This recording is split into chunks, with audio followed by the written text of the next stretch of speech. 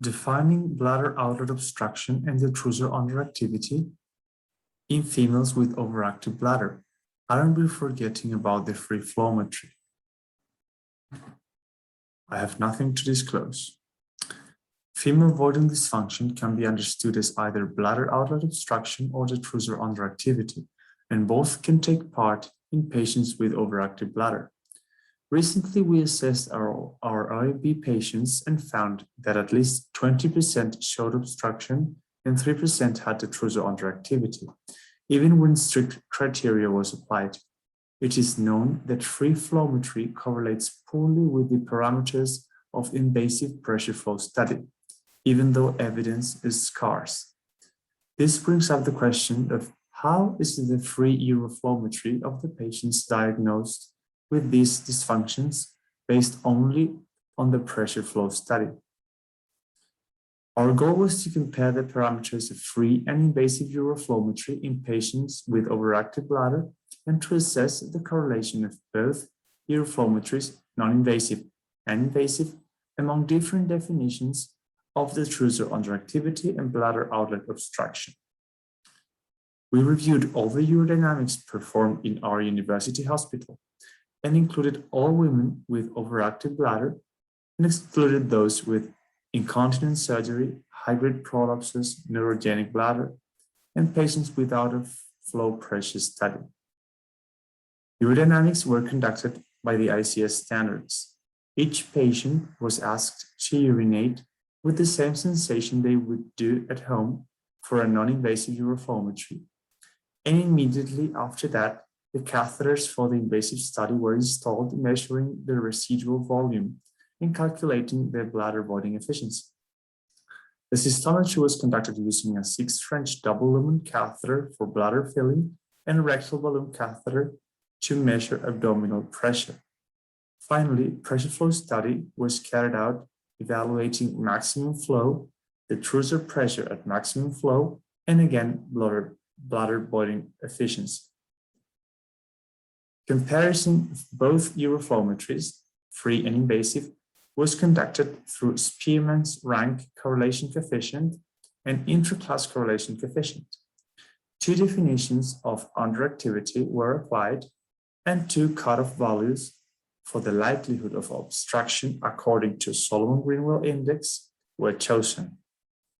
H and parameters of the free flow were compared in each of these 4 groups using Mann-Whitney to assess differences between the groups of patients that met the criteria and those who did not. 195 cases were selected with a mean age of 45 years, 32 had hypertension, and 11% was diabetic. Most of the patients had mixed urinary incontinence. They used a median of 3 pads a day and a median of 8 and 2 micturitions a day and night respectively. Almost 40% complained of at least one voiding symptom. In Table 1, we can see the 3 parameters of the uroflowmetry. Voided volume was almost 300 milliliters for the free flow and around 400 milliliters for the pressure flow study. When looking at the maximum flow rates, free flow had a Qmax of 30 mL per second, while pressure flow study showed only 17 mL per second, demonstrating a poor Spearman correlation index. The same happened with bladder voiding efficiency. Intra-class correlation coefficient showed that only 5.3% and 18.6% of the variability among the measurement tools corresponded to a random error for Qmax and bladder voiding efficiency respectively. Thus, most of the variation was explained by a systematic error between the 2 measurement tools. Table 2 depicts 2 different criteria for underactivity and obstruction.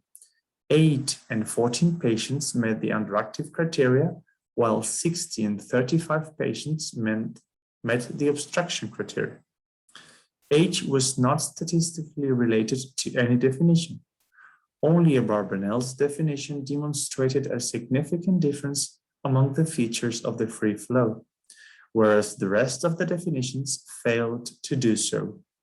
It is important to note the very high free Qmax and bladder voiding efficiency that patients showed even when classified as having a voiding dysfunction. Qmax and bladder voiding efficiency correlate poorly between both free and invasive flowmetry. They showed a systematic error which makes them not interchangeable. Invasive flowmetry or pressure flow study might be a faulty instrument to qualify a patient's micturition if free uroflowmetry is considered closer to patients' daily life. Patients considered obstructed or underactive, when only the PFS is taken into account, might be overdiagnosed. So in conclusion, current definitions of Detrusor underactivity or bladder outlet obstruction relying only on pressure flow studies could lead to an overdiagnosis of this pathologic phenomenon.